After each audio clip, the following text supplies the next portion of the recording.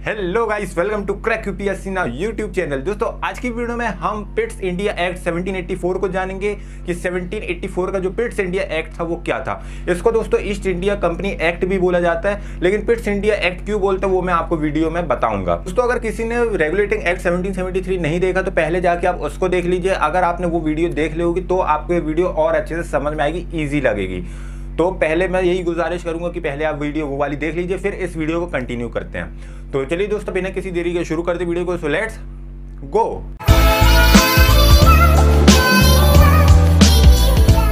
दोस्तों पहली बात तो करते हैं कि पिट्स इंडिया एक्ट या ईस्ट इंडिया कंपनी एक्ट क्या है। देखिए पिट्स इंडिया एक्ट क्यों बोलते हैं, ईस्ट इंडिया कंपनी एक्ट भी बोल सकते हैं, लेकिन पिट्स इंडिया एक्ट क्यों बोलते हैं। तो देखिए एक्चुअली में होता क्या है कि 1782 में होती है विलियम पिट की एंट्री ब्रिटिश पार्लियामेंट में, और वो बन जाते हैं प्राइम मिनिस्टर, और सबसे यंगेस्ट प्राइम मिनिस्टर बनते हैं इंग्लैंड के। तो आप सोच सकते हैं कि आज तक की डेट में उनसे ज़्यादा यंगेस्ट प्राइम मिनिस्टर कोई नहीं रहा होगा, और उन्होंने ही ये एक्ट लाया।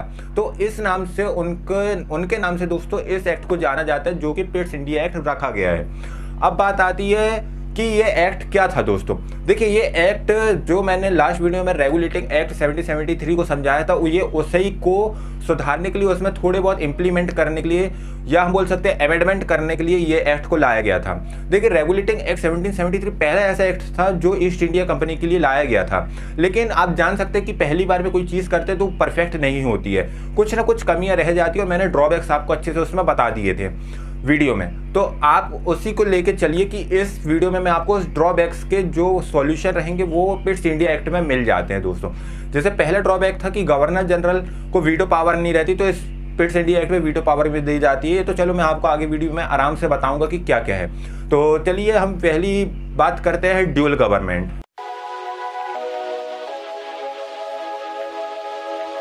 तो चलिए दोस्तों हम प्रोविजंस चालू करते हैं पिट्स इंडिया एक्ट 1784 के। तो दोस्तों पहला प्रोविजन था ड्यूल गवर्नमेंट, या हम इसको बोल सकते हैं डबल गवर्नमेंट। देखिए ईस्ट इंडिया कंपनी के पास पहले एक ही गवर्नमेंट थी जो थी कोर्ट ऑफ डायरेक्टर्स। हाँ दोस्तों, ईस्ट इंडिया कंपनी को कोर्ट ऑफ डायरेक्टर्स चलाते थे, जिनके पास दो तरीके के राइट्स थे, एक तो कमर्शियल अफेयर्स, एक थे पॉलिटिकल अफेयर्स। ये दोनों अफेयर्स, ये दोनों चीज़ों को ये एक अकेले संभालते थे, जो थे कोर्ट ऑफ डायरेक्टर्स। लेकिन पिट्स इंडिया एक्ट आता है और वो बोलते हैं कि अब एक और कमेटी बनाई जाएगी जिसका नाम रहेगा बोर्ड ऑफ कंट्रोल, BOC, और उसको दे देते हैं पॉलिटिकल अफेयर। यानी अब आप देख सकते हैं कि दो कॉलम बन जाते हैं। पहला बनता है COD मतलब कोर्ट ऑफ डायरेक्टर, और दूसरा बनता है BOC मतलब बोर्ड ऑफ कंट्रोल्स। अब COD को क्या मिलता है दोस्तों, कमर्शियल अफेयर, और बोर्ड ऑफ कंट्रोल को क्या मिलता है दोस्तों, पॉलिटिकल अफेयर। पॉलिटिकल अफेयर के साथ साथ मिलिट्री, रेवेन्यू, सिविल अफेयर्स भी मिल जाता है। तो आप देख सकते हैं किसकी पावर बढ़ गई, बोर्ड ऑफ कंट्रोल की पावर बढ़ जाती है। अब देखिए अब बोर्ड ऑफ कंट्रोल किसकी लिए है, वो ब्रिटिश क्राउन की है दोस्तों, डायरेक्ट ब्रिटिश क्राउन की। और जो COD है कोर्ट ऑफ डायरेक्टर, ये ईस्ट इंडिया कंपनी की प्राइवेट जो कंपनी उन्होंने ठेके में दिया था इंडिया को, वो है दोस्तों। अब आप देख सकते हैं गवर्नमेंट ठेका है, एक प्राइवेट ठेका है। मतलब गवर्नमेंट मतलब जो ब्रिटिश क्राउन है बोर्ड ऑफ कंट्रोल, और COD मतलब ईस्ट इंडिया कंपनी के लिए है। तो आप देख सकते हैं जो COD है वो नाराज जरूर होंगे, क्योंकि ये BOC हमारे काम में दखलंदाजी करने के लिए आ गया है। अब आप देख सकते हैं कि किसकी पावर बढ़ गई है, यहाँ पर बोर्ड ऑफ कंट्रोल की पावर बढ़ गई है और COD की पावर घट गई है, कोर्ट ऑफ डायरेक्टर की पावर घट रही है। मतलब क्या हो रहा है, जो कंपनी है वो धीरे धीरे गवर्नमेंट के हाथों में जा रही है, और जो प्राइवेट सेक्टर के जो उसके मालिक थे उनके हाथ से छीनते जा रही है, मतलब कोर्ट ऑफ डायरेक्टर के हाथ से जा रही है कंपनी। और दोस्तों एक बात और बता दूं कि जो बोर्ड ऑफ कंट्रोल थे दोस्तों, उसके 6 मेंबर हुआ करते थे। तो दूसरा पॉइंट आता है, इसका दूसरा प्रोविजन रहता है कि कलकत्ता को कैपिटल बना दिया जाता है, और उसको ब्रिटिश पोजेशन बोला जाता है। हाँ दोस्तों आपने सही सुना, ब्रिटिश पोजेशन। ये पिट्स इंडिया एक्ट के ही तहत पहली बार ब्रिटिश पोजेशन का वर्ड यूज किया गया था। ये अक्सर क्वेश्चन पेपर में पूछा जाता है कि ब्रिटिश पोजेशन कौन से एक्ट में आया था, कौन से एक्ट में ये वर्ड का यूज किया गया था पहली बार, तो वो था पिट्स इंडिया एक्ट। अब तक दोस्तों ब्रिटिश पोजेशन की जगह उसको कंपनी टेरिटरी बोला जाता था, क्योंकि कलकत्ता में कंपनी थी, तो जो कलकत्ता रीजन था, कलकत्ता टेरिटरी थी, वो कंपनी की थी दोस्तों। अब जब अब गवर्नमेंट ने अपने यानी कर दिया, इंटरफेयर कर दिया, मतलब बोर्ड ऑफ कंट्रोल बना दिया, तो कलकत्ता को अब वो ब्रिटिश पोजेशन बोलने लगे, मतलब अब वो गवर्नमेंट की जमीन हो गई, अब वो कलकत्ता की जमीन नहीं रही।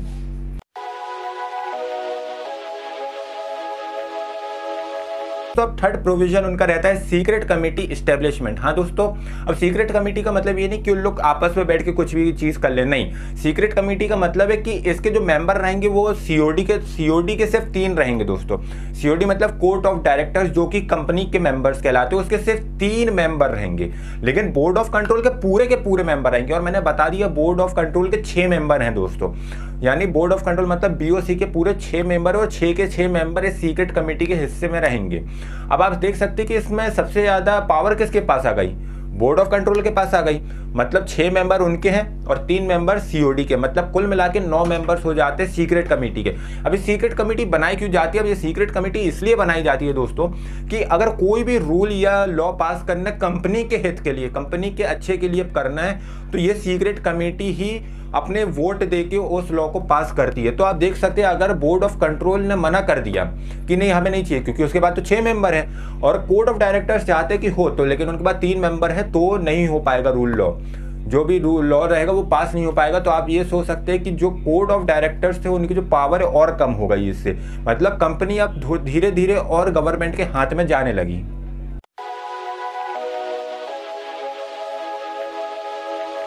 अब दोस्तों फोर्थ प्रोविजन में ये आता है कि मैंने आपको रेगुलेटिंग एक्ट 1773 में बताया था कि जो गवर्नर जनरल बन जाता है वेस्ट बंगाल का, जो है वॉरेन हेस्टिंग, उनको 4 काउंसलर्स मिलते हैं, लेकिन उनके पास कोई भी वीटो पावर नहीं रहती। अगर जो 4 काउंसलर्स चाहेंगे वही रूल लॉ गवर्नर जनरल पास करेंगे, जैसे कि अभी हमारे देश में प्रेसिडेंट के साथ होता है।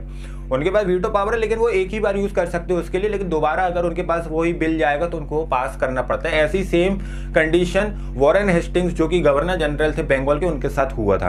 अब क्या होता है दोस्तों पीस इंडिया एक्ट में कि जो 4 काउंसलर्स थे जो रेगुलेटिंग एक्ट के तहत उनको दिए जाते हैं, अब वो 4 से 3 हो जाते हैं। तो आप इससे समझ सकते हैं कि जो गवर्नर जनरल की पावर है वो और स्ट्रेंथ हो जाती है, मतलब और बढ़ जाती है। देखिए कैसे, पहले 1 गवर्नर जनरल और 4 काउंसलर, मतलब कितने टोटल 5 लोग हो गए, लेकिन अब 1 गवर्नर जनरल और अब कितने 3 लोग, मतलब 3 काउंसलर्स हो गए। 4 थे, 4 से घटा के 3 हो गए, तो अब कितने होगा दोस्तों 4 लोग। तो अब 4 लोग बच जाते हैं वोट करने के लिए। तो इससे क्या होता है दोस्तों, एक वोट करने वाला जो अगेंस्ट में था वो अलग हो जाता है काउंसलर का, और जो गवर्नर जनरल की पावर रहती है और वो बढ़ जाती है।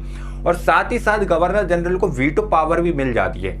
मान के चलिए अगर कोई लॉ वीटो पावर के तहत गवर्नर जनरल को पसंद नहीं आता है, लेकिन काउंसलर्स तीनों बोल रहे हैं कि हो, तो वो वीटो पावर के तहत वो लॉ रख लेता है और वो उसको पास होने नहीं दे सकता। वीटो पावर में इतना पावर होता है।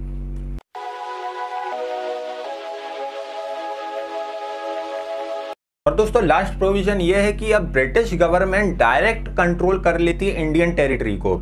अब तक देखिए कंपनी संभाल रही थी, यानी 1600 से कंपनी अब तक संभाल रही थी 1773 तक, हम बोलते चलिए 1782 तक संभाल रही थी। लेकिन जैसे जैसे अब कंपनी की फाइनेंशियल कंडीशन गिरते जाती है, कंपनी फिर लोन भी ले लेती है $1 मिलियन USD का, फिर कंपनी लोन भी ले लेती है। तो ये सब समझ जाती है ब्रिटिश गवर्नमेंट की अब कंपनी हाथ से चले जाएगी और इंडिया भी गवा देंगे उन लोग। तो अब ब्रिटिश क्राउन डायरेक्ट कंट्रोल करता है इंडिया को। और आपको जैसे पता होगा अगर कोई हिस्ट्री फॉलो करता है तो 1857 का जो रिवोल्ट होता है उसके बाद तो कंपनी ही खत्म हो जाती है, ईस्ट इंडिया कंपनी ही बंद हो जाती है, और उसके बाद क्राउन डायरेक्ट कंट्रोल करते हैं इंडिया को। उसके बाद वॉइस रॉयस आने लगते हैं जो कि डायरेक्ट इंडिया को कंट्रोल करते, कोई कंपनी अब यहाँ नहीं आती है। तो आई होप दोस्तों आपको ये वीडियो पसंद आई होगी। पूरे मैंने जो प्रोविजंस आपको समझाए वो अच्छे से आपको समझ में आए होंगे। अगर नहीं समझ में आए तो आप मेरे को कमेंट सेक्शन में बताइए, मैं आपको और अच्छे से बताऊंगा उधर। आप मेरे को इंस्टाग्राम में भी फॉलो कर सकते हैं, मेरी इंस्टाग्राम आईडी है @cyberman। आप मेरे को उधर भी DM करके पूछ सकते हैं। दोस्तों आपको जिस टॉपिक में वीडियो चाहिए आप उसका कमेंट सेक्शन में करके बताइए, मैं उस पर एक टॉपिक पे वीडियो ज़रूर बनाऊंगा। तो मेरे चैनल को सब्सक्राइब कर लीजिएगा दोस्तों, बेल आइकन को भी जरूर प्रेस करिएगा, जैसे लेटेस्ट न्यू वीडियो की नोटिफिकेशन आपको समय समय पर मिल सके। तो तब तक के लिए थैंक्स दोस्तों, नमस्ते।